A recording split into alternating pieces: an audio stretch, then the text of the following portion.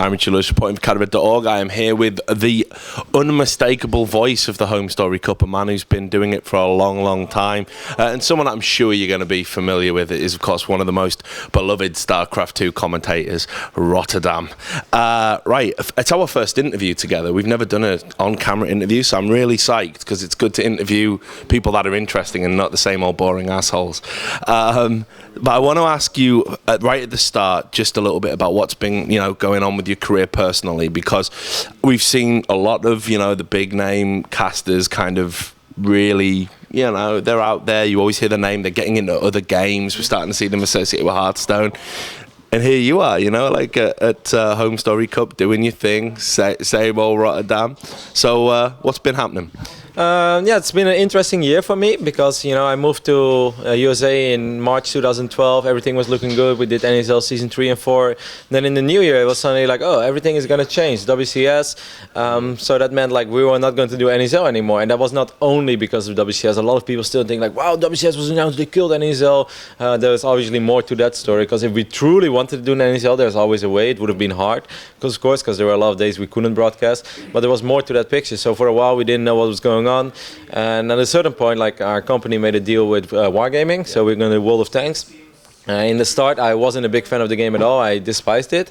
The more I played it, it actually kind of grew on me. But I still told my boss immediately, I was like, well, for me, it's very important that I stay active within the StarCraft community. And if you want me 5 days a week on World of Tanks, I'm afraid that I will lose that connection, and I don't want that, because what if we stop with World of Tanks in 6 to 9 months from now on? Then I lost my connection with StarCraft, and B, what am I going to do then? So I actually back then made a deal with my boss, and instead of working as a full-time employee, I was going to work 4 and 3 days. And on those days, he would use me for World of Tanks, but in my free days I would still work on StarCraft. Did this mean, of course, I was going to earn less money, because I'm not going to get paid for days I don't work? But that's a sacrifice I wanted to make just to stay active within StarCraft. Then suddenly everything changed, like middle of WCS, middle of the year, 2 months after I made a deal, like StarCraft was coming back. And I was like, oh, okay. But then instead of like bringing me back as full-time employee, they used all the days that I would normally work just to put me on StarCraft, which wasn't bad, because I still had more free time where I could do either streaming stuff or just do a little personal life. So it wasn't all that bad. But in that case, it's been a very interesting year. I'm not against going into different games, but RTS is truly the only thing that sincerely excites me. Like, even though World of Tanks has grown on me, when I sit through a broadcast, sometimes I feel like, 5-6 hour broadcast is kind of long. But every now and then, there's a 12-hour cast, and people are like, you must be so exhausted. And I was like, no, I'm actually freaking hyped about the games I just watched. It is truly one of those scenarios where people say like, it's not really work if you love what you do. Yeah, exactly. And that's really how StarCraft is for me. I don't care if I cast 10 best of 3s in a row. Yeah, as long as it's good, as long as it's fun, I'm enjoying it. So I'm not against going out against. Maybe Heroes of the Storm is a game that's something that I might be able to get very excited about as well. I gave Hearthstone a small shot, but I realized it's not really my type of game. Well, I'll ask you a little bit about Hearthstone, because it feels like a bit of a cop-out for me. I see a lot of StarCraft commentators who want to have options, okay, because they're all worried about the game, and I don't think they should be. I think the game's, I've said it many times, I think the game's still got a bright future. But, they want to have options, but they don't want to annoy Blizzard. So Hearthstone's like that beautiful, like, soft option, and everyone's moving into it, and you, as you said, you sort of had a little play with it, but now you've come back and you're back from the edge and you're back into StarCraft.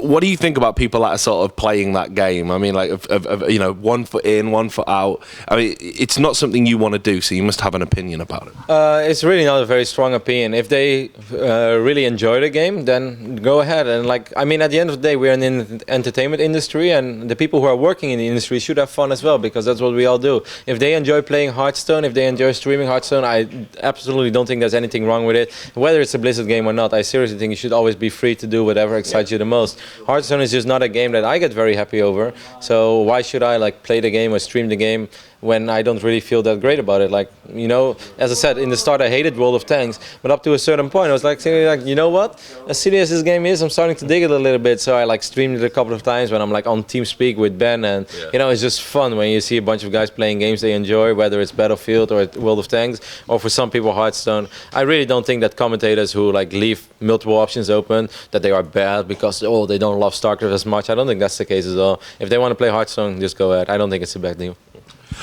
Do you think there's like some sort of kind of divisions, if you like, in terms of the way that it works for casters. Like if you're a player, you can just quit a game.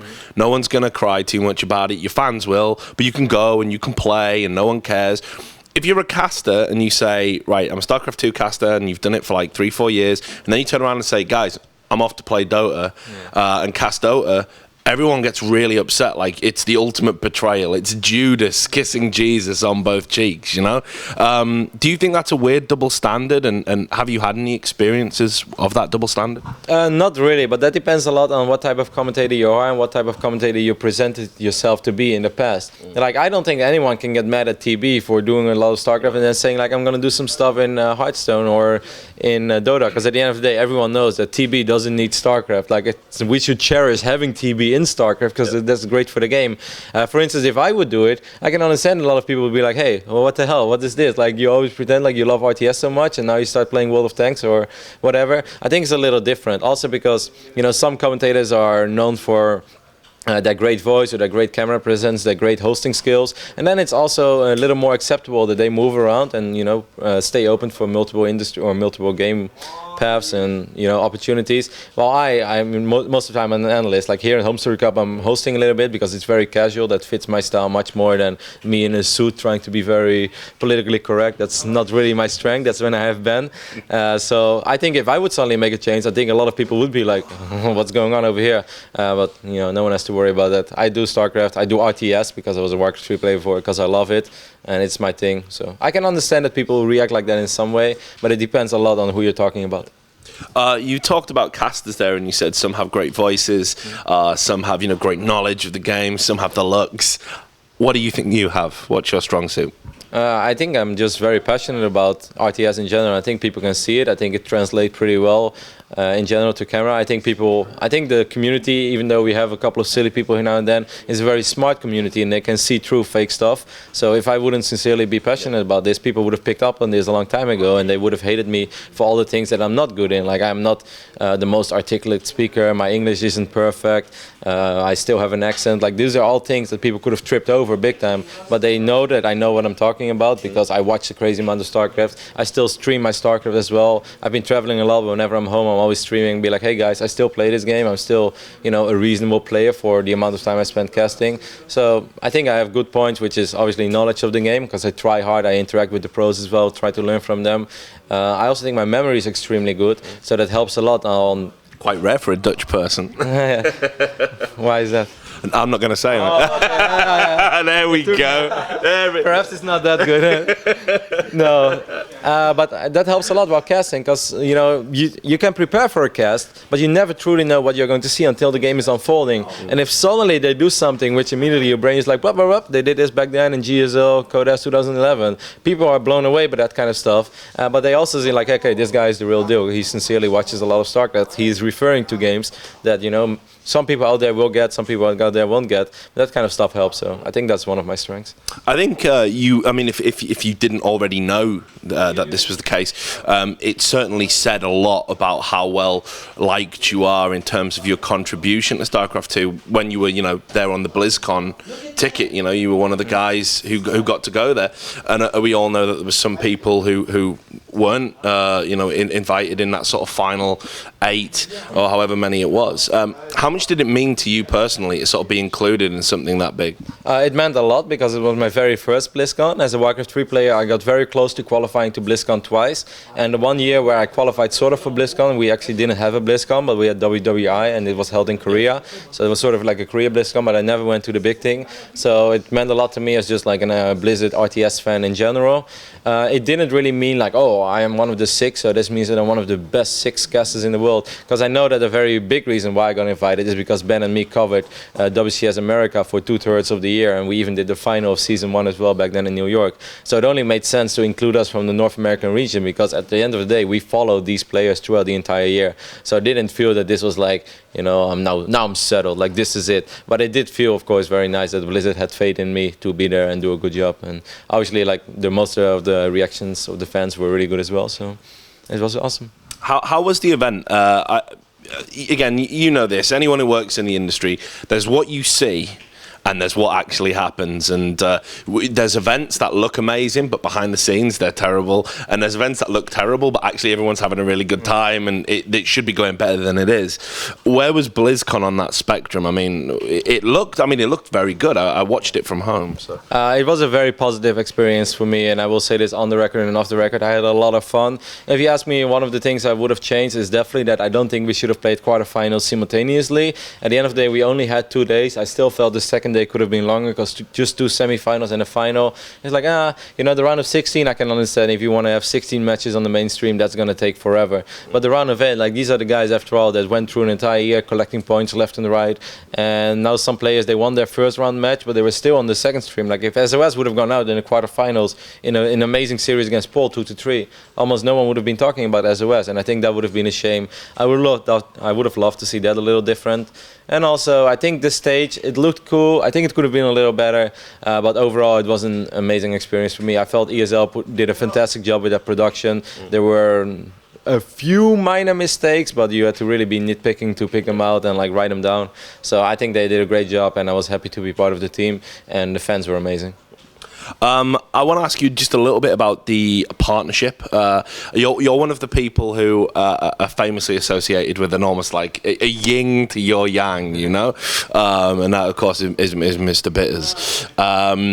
What's happening there? Because we haven't heard a lot. So I mean, is that partnership still super active? Are you going to be doing stuff together in the future? I think a lot of people miss it and would like to see more of it. Well, above all, it's more than a partnership. Like, Ben is one of my best friends in life, maybe my best friend, because I've been spending so much time with him. So he really means a lot to me, and he's been helping me so much as well. Like, for instance, 2012, when I casted the NSL Season 2 finals, just to show you what type of person Ben is. Like, Ben got invited to that, and we already started working at we were already working together at ESL back then.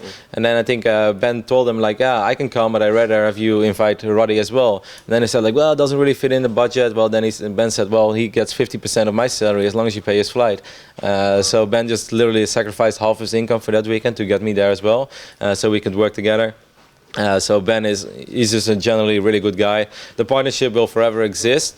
But what is definitely true is that Ben is different than me behind the scenes. Ben focuses a lot about production. Ben is a lot like on top of stuff. He makes sure that all the tests that we promise to a partner, whether it's Wargaming or Blizzard, gets done. He makes sure that other people in the office are doing their job, that they produce their segments.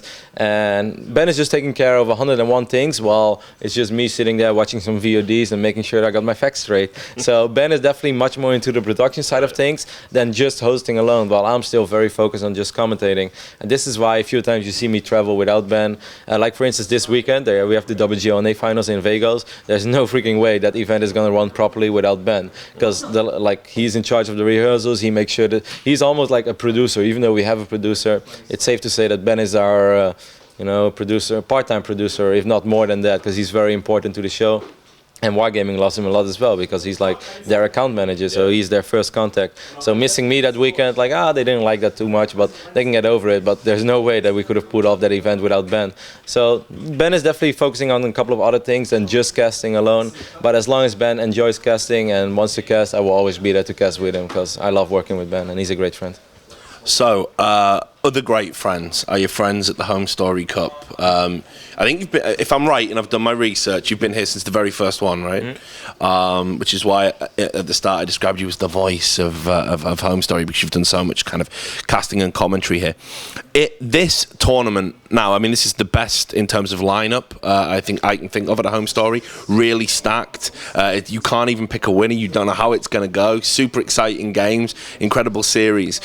Is it like incredible for you, having been there right at the beginning when it was just a couple of dudes and like maybe the Muslim, I think it was, and Goody and guys like that, to see what it's grown to, and how much does it mean to still be part of it? Yeah, it's kind of unreal. Like, I've said this in one of the interviews before this tournament as well. It's so stupid how then just once upon a time he's like, hey, let's just get a couple of guys to the apartment. And was like, Red just announced he was going to play StarCraft 2 for Liquid. Hazelhops has always been a friend of all of us, of Dennis, me. And the Muslim was living in Germany back then to compete in the APS. He's like, I have like maybe a €500 prize pool. That was the prize pool for the first Homestory Cup. He's like, winner gets 300 or something like that. Just come to my place. And this is actually the very first time I ever casted StarCraft.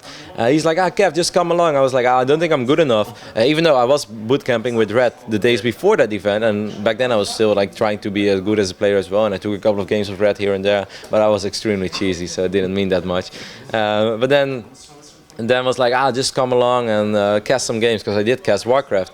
I was like, well, we'll see, but I had zero StarCraft experience before. I met with guys like Artosis, Stasis, Idra in 2009 in Korea, and I saw Brood War. They forced me to play a couple of games, and it's kind of fun, but I had no idea what was going on. And suddenly I'm sitting in this tournament where like the Team Liquid community is watching these games, and I have no idea how to pronounce the names of half the units. Like, I barely knew what a couple of the buildings of Zerg meant and stuff, so or what they would do. So I was just like, I'm not sure if this is a good idea. And then it's like, just come. And I came, I casted. A lot of people enjoyed it. Some people obviously made fun of me, but it was still like a very positive experience. I was like, StarCraft is a great game. And then like a couple of months later, then it's like, hey, second Homestory Cup, we're gonna do 9 guys or something in the apartment this time. And you should have seen it, because that was a different place than here. Yeah. The entire floor was packed with just people sleeping around, like 5 people on the couch, a couple of mattresses here and there. It was hilarious, but it was a great time. And then Homestory Cup 3 moved here for the first time, and then it was like, wow, this is becoming bigger and bigger. And ever since then, like, the prize pool has still gone massively used. Like back then it was like 5, maybe 6,000, because when Hawk won Homestory Cup 3, I think he only got 2,000 for it, maybe 3. And right now we're looking at $25,000. Like, that is really legit. Like, if you announce an IEM is a fantastic tournament, but the prize pool of this event, like matches, or even is bigger than most of the IEM events you had in 2012. This year they stepped it up again. But I think it's amazing what Dennis and his team, because it's not just Dennis, have achieved, and obviously it's an honor to be part of it. One of the things I love about Homestory is the fact everyone's relaxed. Like, right, I love the StarCraft 2 community perhaps more than almost any other esports community I've worked with. They're quite intelligent in their criticism. They're fun to contribute content to. But they are a bit serious. They can be a bit serious at times. And what I don't like about coming to events is when everyone's like super like, queue up, do your interview, 1-word answer, let's all pretend we're Korean nonsense. It just seems like really fake sometimes. Homestory Cup is very much real. And all the players relax and everyone has like a good time. How much do you think that is like the real key to its success, and people watching the stream and stuff like that? That's extremely important, because even though there are a couple of production mistakes here and there as well, certainly in day one I think we struggled a few times with small things, but just like with queues, like a queue being 5 seconds too late, and then you see me just like sitting on the couch, like having no idea the camera's on me, look extremely stupid, and it's like, come on, we can do better than that. But at the end of the day we still try to provide that fun experience. But things have changed a little bit at the Homestory Cup as well, but that's inevitable. That's just because the industry is developing and the teams get more serious. Because like if you watch Homestory Cup 4 or 5, it was the wild west. Like none of us like had zero responsibilities. We all just gave 0 fucks, to put it like that. And like people were drunk, and like I was drunk. I was like blabbering on the couch, just like talking rubbish, and it was all fun and games. But these days you can't really pull it off. Like, and me as well. Like as you said, I get invited to a tournament like BlizzCon. That's awesome, and they reward you for the work that you've done the entire year. As fun as like being drunk or being silly is on a stream every now and then, if you do that too often, then they won't take you serious. And at the end of the day, you do need like the big corporate companies as well to take you serious. So even though Homestory Cup is getting a little more serious, we will never try to lose the casual feeling of, okay, it is okay to have a few drinks, it's okay to walk around with a beer here, because this is the one time in a year where we don't want you to be politically correct all the time. Just be yourself, have a good time, and because at the end of the day, we're just a bunch of friends who all enjoy the same game. We're watching a tournament, and if we wouldn't be working, we would be having a drink as well while watching the game. So why can't we do the same thing here? But it's changed a little bit, but at the end of the day, I think it's very important that we never lose this casual, fun feeling. So just finally, before I let you get back to casting and drinking your energy drink that's down there,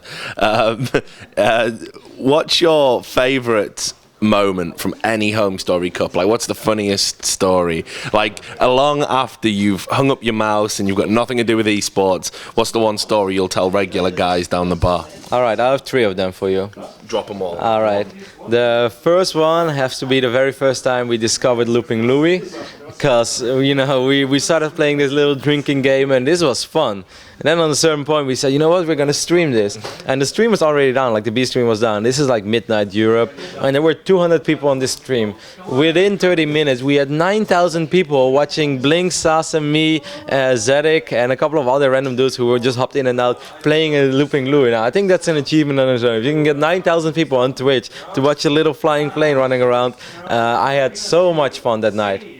Second thing I always remember is like on Saturday we have often the after party, like tonight we have it as well. But there was one Homestory Cup where we tried to not work on Sunday, so we started on Wednesday instead. So that Saturday night it went pretty wild. Like we all had crazy amount of drinks in the club, and then the club is a really cool one. It's like multiple floors, and there's also a swimming pool downstairs. And at the end of the night we just said like, YOLO, let's jump in the pool. So just like a bunch of StarCraft gamers and me, like we just jumped in the pool at 5 a.m. and we're all just soaking wet, walking home, and then just look at it. And I was like, wow, this is quite something, and it was a really fun night.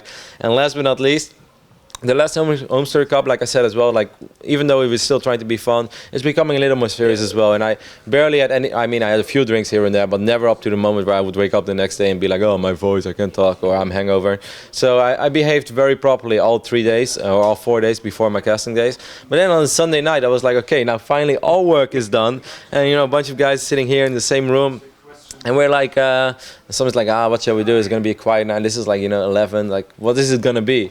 And then like we just grabbed like the bottle and it's like, let's all have a drink. And then someone put on some music, and then we had a few more drinks, and from one came the other. And before you knew it, you had 10, 15 guys here. It was only guys, but it was the best sausage fest I've ever been to. We're just going loco. Like Bling is playing all the sick tunes that he has saved in some playlist, and we are just having the time of our life till like 4 a.m. From 11 and on Sunday night. So this is like, I didn't expect that night to be that fun. And then like Dennis walks upstairs, so we turn down the music and we think like, this is it, you know, we're going home. And Dennis is like, everyone is home, so everyone's gone, so we can continue. We're like, what? We're like, okay, so we turn back the music on, then we start having a karaoke session for 3 more hours. I think I lost my voice for like the next 3 days, but it was one of the most fun after parties I've ever been to. It was just here in this same room. Just like having 12 hours of non-stop fun with your best StarCraft friends. I actually think that's one of the nights that I've left the most in my entire life, and I'll never forget it. Well, look, man, it's great to talk to you, and long may it continue. Here's to another 8 home stories. Thanks for taking the time out of your day to talk to us. Really appreciate it. To all the people out there at cadred.org, do stay tuned to the website. We're going to have more interviews like this one from here at the Homestory Cup 8, Krefeld, Germany.